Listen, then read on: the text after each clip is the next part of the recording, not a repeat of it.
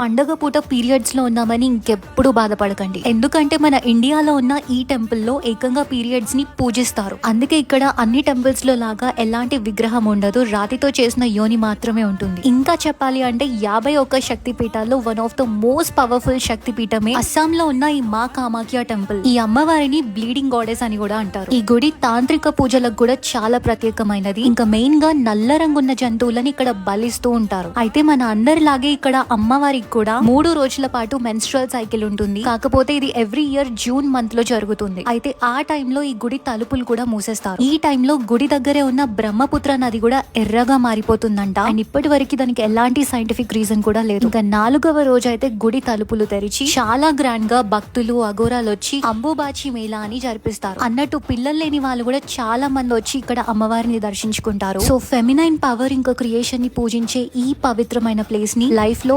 ఒక్కసారైనా విజిట్ చేయాల్సిందే. ఇది అస్సాం లో ఉన్న గౌహతి ఎయిర్పోర్ట్ నుంచి just half an hour distance లోనే ఉంటుంది. Follow hungering bells for more such content.